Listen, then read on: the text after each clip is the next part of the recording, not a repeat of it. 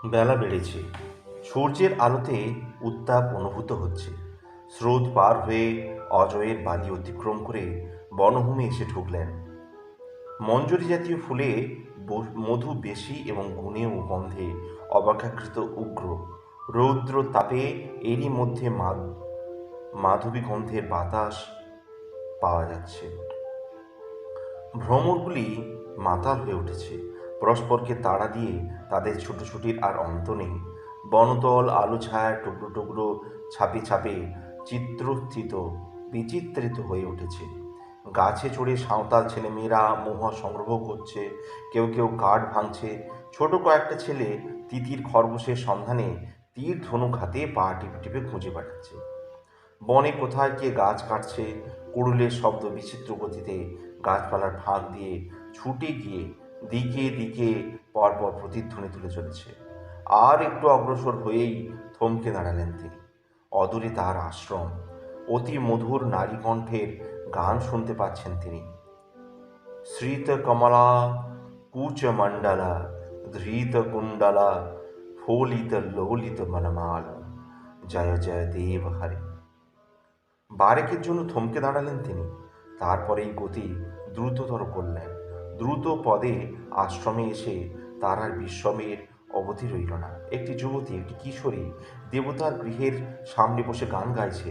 দেখে বুঝতে তার বাকি রইল না যে এরা সেই নেড়ানেড়ি সম্প্রদায়ের বৈষ্ণবী। বেশভূষা দেখে আরও একটু সন্দেহ হয়। সাদা থান কাপড়ের মধ্যে থাকে যে পরিচ্ছন্ন বৈরাগ্য পরিধান পরিপাট্যে, তা বিলাস মনে হচ্ছে। মেয়ে দুটি স্নান করেই এসেছে, চুলে কোনো বিন্যাস নেই, এড়ানো চুল পিঠের ওপর পড়ে আছে, কিন্তু অবিন্যস্ত চুলের মধ্যেও অভ্যস্ত বিন্যাসের শাসন ফুটে রয়েছে, বেশ বুঝতে পারা যাচ্ছে। মুখে শুধু যৌবন ও স্বাস্থ্যের সহজ রূপের সৌন্দর্যই নেই, প্রসাধন মার্জনার ছটাও রয়েছে সেখানে। যুবতীটির চোখের করে দুটি কালো দাগের আভাস আরও কিছুকে যেন ব্যক্ত করছে। আশ্রমের সকলে যেন সম্মোহিত হয়ে উঠিয়েছে। কয়েকজন পাঠেরত, তাদের সামনে পুঁথি শুধু খোলাই আছে, তাদের চোখ দুটি বন্ধ হয়ে গেছে। দেবতাদের ঘরে দেবতার সম্মুখে আসনে বসে কেশবানন্দ ধ্যানে মগ্ন হয়ে আছে, কিন্তু তার করগোনার আঙুল আর চলছে না। বাসুদেবানন্দ সদ্য ফিরে এসছে, সে হাত পা ধুচ্ছে ও গুনগুন করে ওই সুরের সঙ্গে সুর মেলাতে চেষ্টা করছে। শুধু গোপালানন্দ হৃষ্টপুষ্ট স্বামীজি গাভী শ্যামলীর পিঠে হাতখানি রেখে চোখ বুজে বিভোর হয়ে গান শুনছে, কারণ গানের তালে তালে তার সর্বাঙ্গে দোলা লাগছে। ঠাকুর ঘরের সামনে একখানি শালপাতার উপর একটি ছোট ডালায় মনোরম করে ছোট সাজানো ভেট নামানো রয়েছে। তার মধ্যে লাল কাঞ্চন ফুলগুলি ঝলমল করছে। এরাই নামিয়ে দিয়েছে তা বুঝতে বাকি থাকে না। মাধবানন্দ নীরবে দেবগৃহের দাওয়ায় উঠে গেলেন, কোনো দিকে ফিরেও তাকালেন না। গান গাইছিল কৃষ্ণদাসী এবং মোহিনী। গাইছিল কৃষ্ণদাসী। মোহিনী তরুণ সূর্যকে দেখেছে, কিন্তু যা চেয়েছে তা সে পায়নি। নিজের জানা মন্ত্রতন্ত্র জড়িবুটি অতি সঙ্গোপনে ব্যবহার করেও দেখেছে, কিন্তু ফল হয়নি। অবশেষে সে নিজের এই হারানো দীপ্তি ও উত্তাপ খুঁজে পেয়েছে মোহিনীর মধ্যে। এই তো, এই তো, মেয়ের মধ্যে দিয়ে কামনার ধনকে পাওয়ার বাসনা জেগে উঠেছে ধীরে ধীরে। বারবার দিনের মধ্যে শতবার মেয়ের কাছে গল্প করেছে ওই সন্ন্যাসী।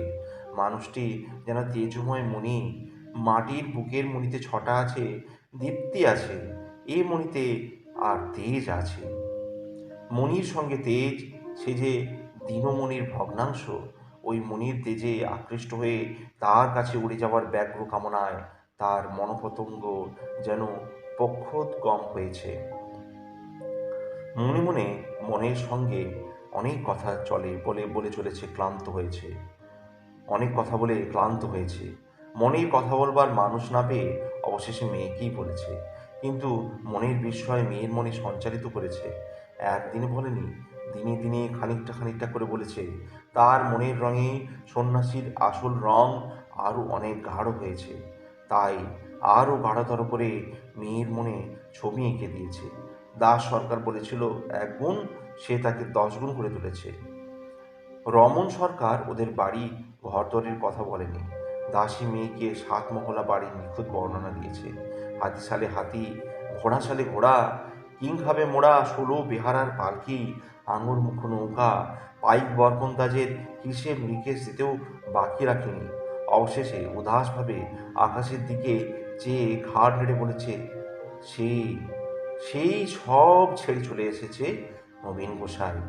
মোহিনী শুনে অবাক হয়েছে। দাসী নিজে বলতে বলতে বিস্ময়ে হঠাৎ স্তব্ধ হয়ে গিয়ে বসে নতুন করে ভাবতে শুরু করে দিয়েছে। হাতি ঘোড়া থাকার বিস্ময় তো সংসারে কম নয়, অনেক।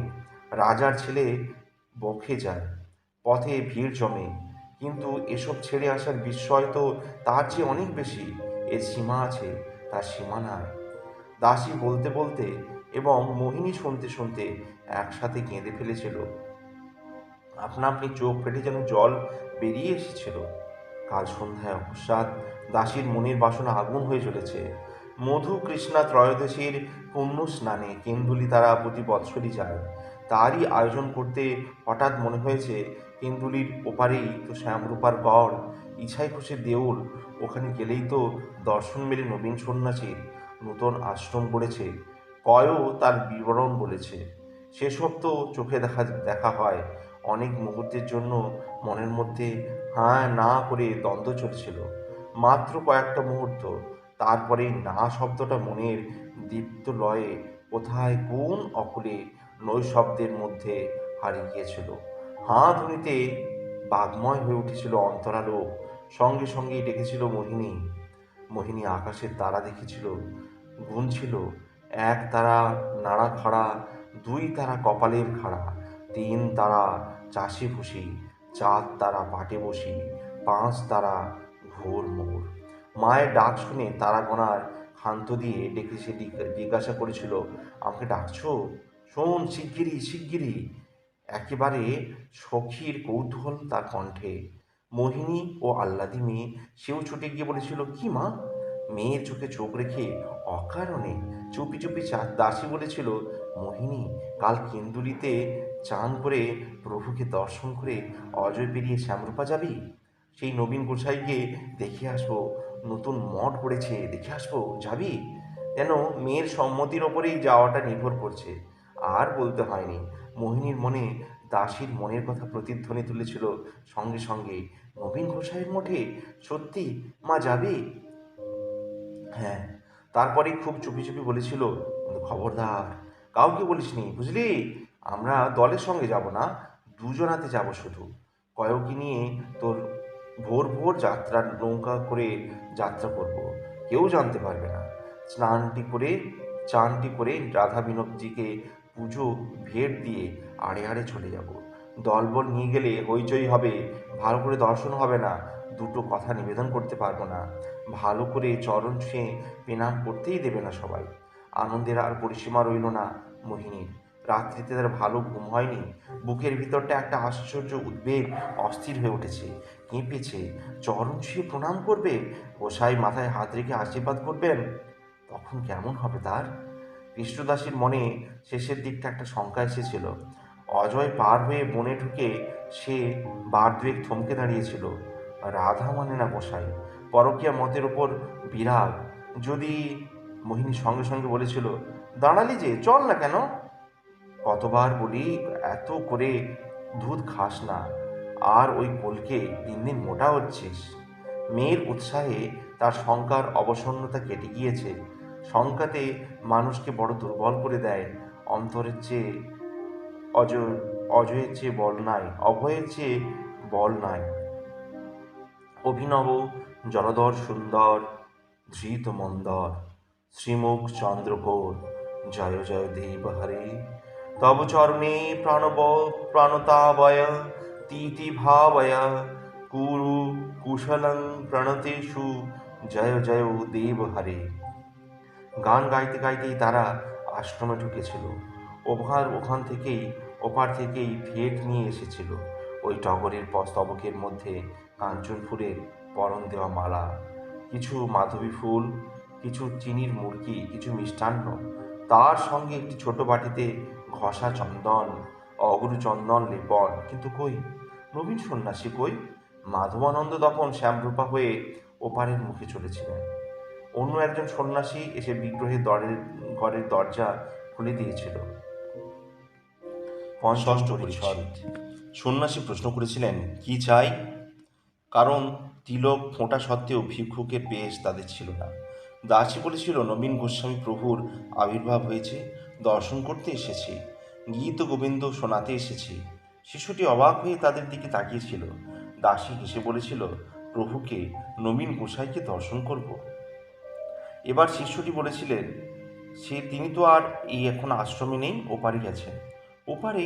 তবে পর মুহূর্তেই বসে পড়ে বলেছিল, তাহলে বসি, ঠাকুরকে গান শোনাই, বলেই আরম্ভ করেছিল গান। কৃষ্ণদাসী নিজেকে ভালো করে জানত। সে জানত তার রূপের দীপ্তি উত্তাপ যতই কমে যাক, তার কণ্ঠস্বরের সুরের তেজ মাধুর্য এক বিন্দু কমেনি। এ গান, এ সুর কানে ঢুকলে তাকে বসতে দিতেই হবে। হয়েছিলও তাই। তার গান শুনে গোটা আশ্রমের অধিবাসী কয়েকজনের একেবারে সম্মোহিত হয়ে গিয়েছিল। ঠিক এমনই একটি মুহূর্তেই মাধবানন্দ এসে আশ্রমে ঢুকলেন। তার ভ্রু কুঞ্চিত। নারী কণ্ঠের গান তার আশ্রমে! বারকের জন্য তিনি ওদের দেখলেন। কৃষ্ণদাসীর রূপ তাকে পীড়িত করে তুলল।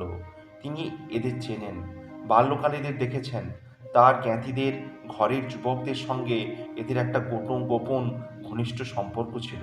এই কৃষ্ণদাসীর মতো পরিণত যৌবনা বৈষ্ণবীরা, তাদের চোখের নিচে যে কালি পড়েছে, সেই কালি দিয়েই বৈষ্ণব প্রেমের কাজল এঁকে দিত তাদের চোখে। সদ্য ফোটা ফুলের মতো কিশোরী মেয়েটিকে দেখে করুণা হলো। এ কেউ দীক্ষা দিতে শুরু করেছে কি ওই বর্ষীয়সী? মুখ ফুরিয়ে নিয়ে ঘরের দাওয়ার উপরে উঠলেন। কৃষ্ণদাসী এবং মোহিনীর মুখ উজ্জ্বল হয়ে উঠল, যেন নিভে আসে এমন দুটি প্রদীপ নূতন করে ঘৃত অভিষিক্ত হয়ে প্রদীপ্ত হয়েও জ্বলে উঠেছে। কৃষ্ণদাসী ডাকলে, প্রভু! বারকের জন্য আবার একবার ফিরে তাকালেন মাধবানন্দ। কৃষ্ণদাসীর বুকে আবেগ জমে উঠেছে। সেই আবেগে কথাও এসে জমেছে মনের মধ্যে। সে বলতে যাচ্ছে, ঠাকুর, আমাদের বাঁচাতে পারো, উদ্ধার করতে পারো?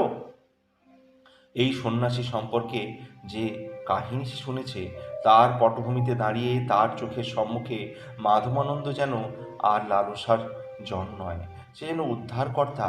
তার কাছে কটাক্ষ হেনে বোঝাতে কোনো মতেই বলা যায় না, চাও করুণ নন্দনে, চাও করুণ নয়নে। ও কথা বলতে গেলে সজল চোখেই বলতে হয়, পায়ে লুটিয়ে পড়ে বলতে হয়। কৃষ্ণদাসী সত্যিই সেই মুহূর্তে উদ্ধারের আশায় আকুলভাবে আর্ত। কিন্তু মাধবানন্দ মুখ ফিরিয়ে নিয়ে ঢুকে গেলেন।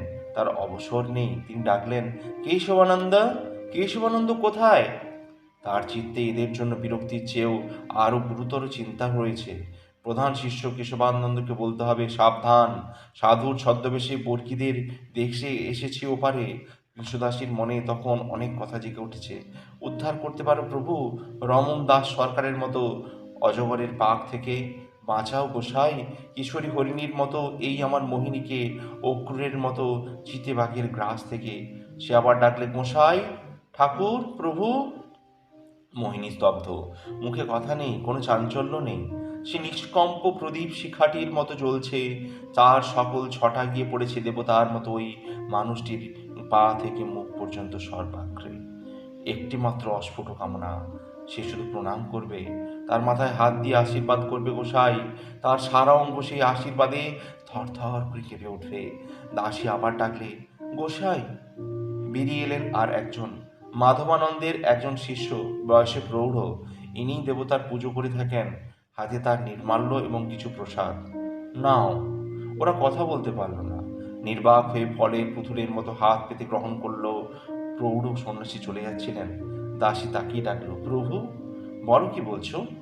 বলেই আবার বললেন, এখানে পূজার কোনো মানস সিদ্ধি হয় না, কোনো কবচ টবচ আমাদের নেই। যা নির্মাল্য আর প্রসাদ দিয়েছি, এর কিছু দেবার নেই বাছা। হাতখানি বাড়িয়ে কৃষ্ণদাসী বললে, গোস্বামী প্রভুকে একবার প্রণাম করব, কটি কথা বলবো। উনি খুব ব্যস্ত এখন, খুব ব্যস্ত। হ্যাঁ। চলে যাবার জন্য উদ্যত হলেন সন্ন্যাসী। কেশবানন্দজি, মহারাজ। প্রভু আর একবার ডাকলে কৃষ্ণদাসী, আয় মাই। আরে মাই, ফের ডাকলে কেন? উনি গোস্বা হয়ে যাবেন, জরুরি কাজ। না ঠাকুর, সে কথা বলিনি। বলছি আমরা গোবিন্দের জন্য ভেট এনেছি, ওই রেখেছি, ওই কটি তাহলে নিবেদন করে দিন। দরজার ওপর নামানো ভেটের ডালাটি তিনি দেখিয়ে দিলেন। সবার উপরে টগর ফুলের গাঁথনির মধ্যে লাল কাঞ্চনের পরন দেওয়া সেই মালাখানি অম্লান মাধুর্যে উজ্জ্বল হয়ে রয়েছে। কয়েকটি মৌমাছি তার উপর উড়ে উড়ে ফিরছে। শিষ্য কিছু বলবার বা করবার আগেই মাধবানন্দজি নিজেই বেরিয়ে এলেন। তিনি সব শুনেছেন। বললেন, ওখান থেকেই নিবেদন করা হয়েছে, নিয়ে যাও প্রসাদ। দাসী প্রায় আর্তনাদ করে উঠলেন। আমাদের আনা ফুল ফল ঠাকুর ছোবেন না? অর্থ সে বুঝেছে। শান্ত গম্ভীর স্বরে মাধবানন্দ বললেন, দেবতার দৃষ্টি সর্বত্র প্রসারিত, সব জায়গায় পড়ে, দেওয়ালের ঘেরে তা আটকায় না। ওর ভোগ তো দৃষ্টি নিশ্চয় পড়েছে তোমাদের নৈবেদ্যের ওপর।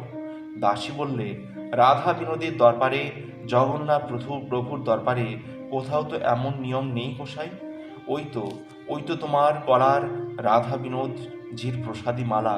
ও মালা তো আমার মেয়ের হাতের এই মোহিনীর হাতের কথা, ওই সেখানে।